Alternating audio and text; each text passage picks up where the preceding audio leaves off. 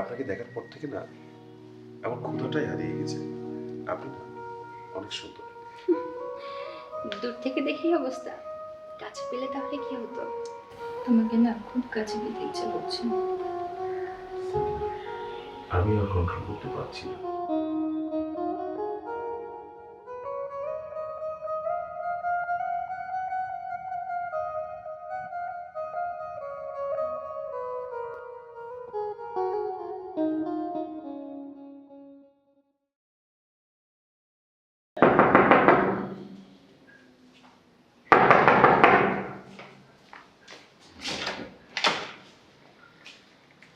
ও তুমি? হ্যাঁ। উনি? ও, তোমার সাথে পরিচয় করে দিই। শহীদুল ভাই, আমার মহাজন।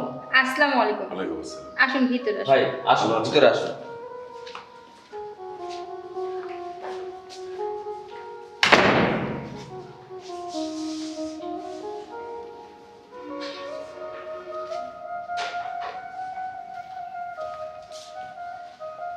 বসুন। আপনার কথা হেলালের মুখ থেকে অনেক শুনেছি। সময় মতো হেলালে যদি চাকরিটা না হতো, এই শহরে আমরা টিকেই থাকতে পারতাম না। কি যে বলেন, সব উপরালার ইচ্ছে। আচ্ছা, তুমি কি শুধু গল্প করবে? ভাইকে চা দেবে না? তোমরা বসো, আমি চা আনছি। ভাই, তাহলে আমি পিকনিকের ভাড়াটা মেরে আসি। প্রিন্সিপাল স্যার 2বার ফোন দিয়েছিল। আচ্ছা, তাহলে আমি বিকেল হলে গাড়ির যন্ত্রপাতিগুলো কিনে চলে যাই, কি বলো? কি বলেন ভাই? আপনি আমার বাড়িতে আসছেন, 2টা দিন থাকবেন। তাছাড়া আপনি তো বললেন যে আমার শহরটা একটু ঘুরে ঘুরে দেখবেন। ঠিক আছে বলেছিলাম, কিন্তু তুমি থাকবে না একা একা, এটা কিভাবে সম্ভব? একা কেন বলছেন? সাদিয়া তো আছে, তাছাড়া আমার বাবাও আছে। তোমার বাবাকে তো দেখছি না। ও, ফ্ল্যাটের নিচে বাবার একটা পানের দোকান আছে। আচ্ছা। উনি শুধু দুপুরবেলা খাবারের জন্য আসেন। চা এসে গেছে, এই নিন। নাও তুমি। আচ্ছা, আমি চা খাচ্ছি না, আমারটা তুমি খাও। ভাই, হ্যাঁ। আমার ট্রিপের দেরি হয়ে যাচ্ছে, আমি ট্রিপটা সেরে ঠিক আসি। আছে। আপনারা গল্প করেন, আচ্ছা, আমি ঠিক আসি। সাদিয়া, ভাইকে একটু খেয়াল রেখো। আচ্ছা। বসুন না প্লিজ।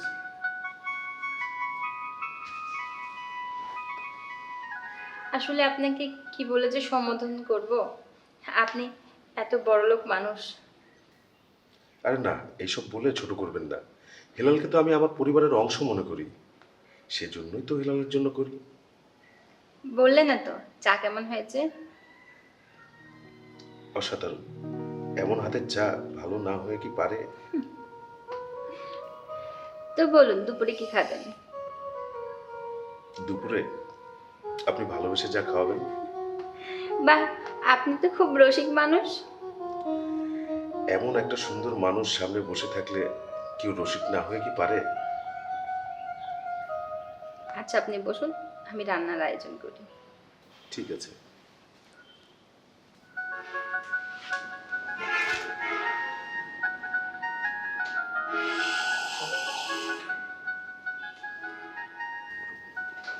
আপনাকে অনেকক্ষণ বসিয়ে রাখলাম, রান্না হয়ে গেছে, খাবেন চলুন।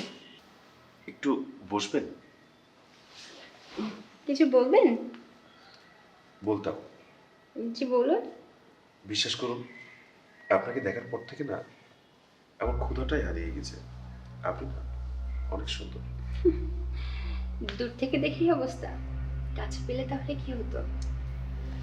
এই কপালে কি আর সেটা আছে? সম্ভব। একবার মন থেকে চেয়ে দেখুন। শুধু এতটুকু বলতে পারি। জি বাবা, আসছি।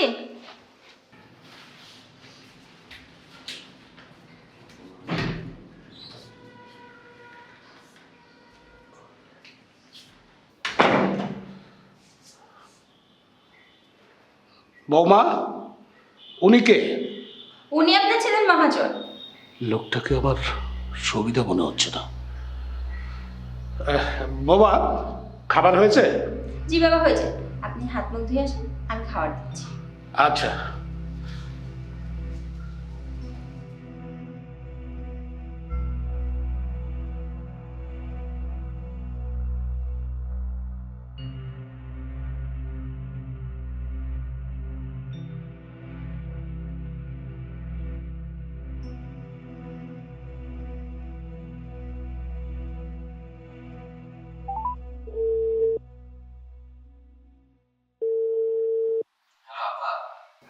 বাবা হেলাল, তুমি কোথায়?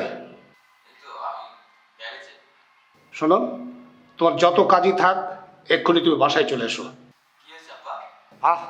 আমি বললাম না তুমি বাসায় চলে এসো।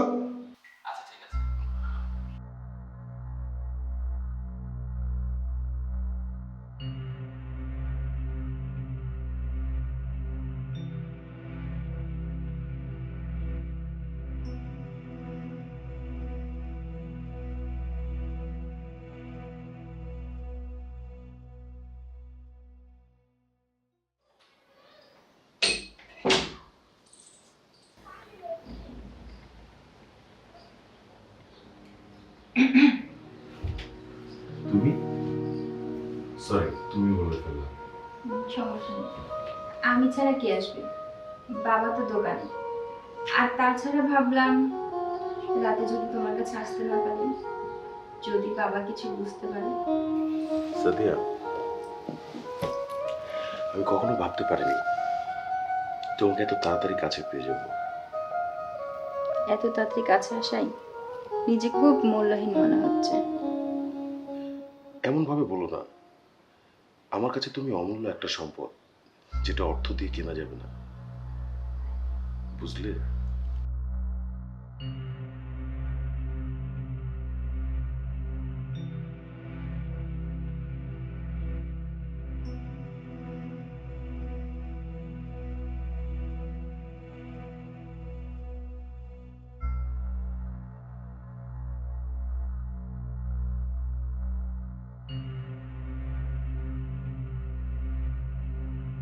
তোমাকে না খুব কাছে পেতে ইচ্ছে করছে। আমি আর কন্ট্রোল করতে পারছি না।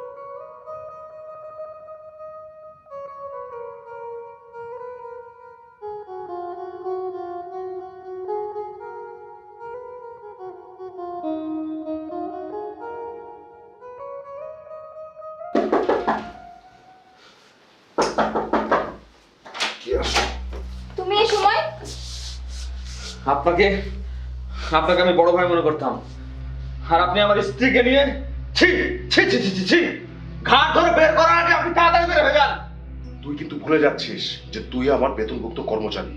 আমি চাইলে এক্ষুনি তোকে এখান থেকে তুলে নিয়ে চলে যেতে পারি। কি তোর এত বড় সাহস, তুই আমার বাড়িতে এসে আমাকে হুমকি দিস? শয়তান!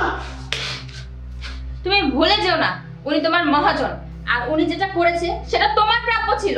আমার প্রাপ্য ছিল মানে? মানে আবার করছো? তুমি তার বোনের সাথে কি করেছো? ফোনটা দেন তো। শহীদুল ভাই আমাকে তোমার আর তার কল রেকর্ড শুনেছে, আর এই যে তোমাদের ছবি, এগুলো কি মিথ্যা? তোমার বউ তোমার কাছে সম্পদ, আর অন্যের বোন কি তোমার কাছে ভোগবিলাসের পণ্য? হেলাল, তুমি সবার সামনে সত্যি কথা বলো।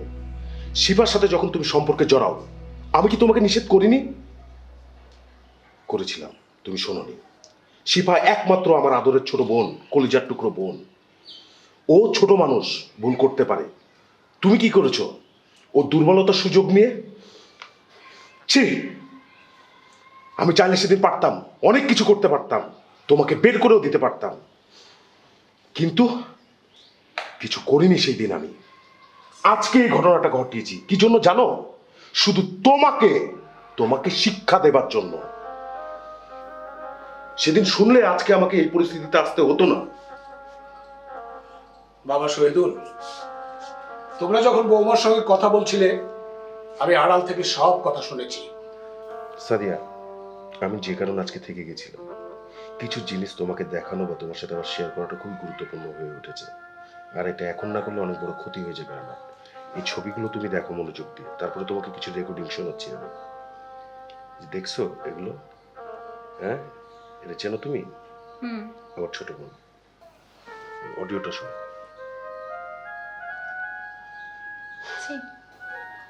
তাহলে বোঝো আমার কতটুকু কষ্ট হয়েছে। এখন যেটা করতে হবে সেটা হচ্ছে ওর একটা শিক্ষা দিতেই হবে ভাইয়া। দিতে হবে। আমার কাছে প্ল্যানিং আছে। এই শয়তান কুলাঙ্গারকে শাস্তি দেওয়ার জন্যই আজ আমি এই ব্যবস্থাটা নিয়েছি। শয়তান, ওই শয়তান, তুই কি না যে আমাদের অন্নের ব্যবস্থা করে, তুই তার ঘরেই চুরি করলি? ওই মাপ চা শয়তান।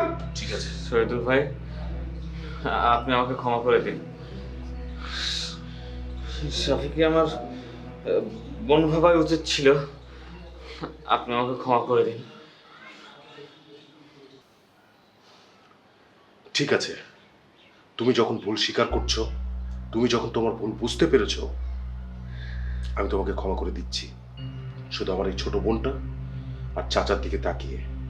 কিন্তু পিছনের কোনো কিছু আমি নিজেও মনে রাখবো না, তুমিও আর মনে রাখবে না। যা কিছু হয়েছে সব কিছু ভুলে নতুন করে জীবন শুরু করো ভাই, নতুন করে সবকিছু শুরু করো। বাবা শহীদুল, জি জি, তোমাকেও ধন্যবাদ আমাদের ভুল ভাঙিয়ে দেওয়ার জন্য। ঠিক আছে চাচা, আমার উপরে কেউ কষ্ট পেয়ে থাকলে মাফ করে দেবেন। না না, ঠিক আছে বাবা, হেলাল, ঠিক আছে। তাহলে আমি আসি, কাউকে তুমি চলে এসো সময় মতো।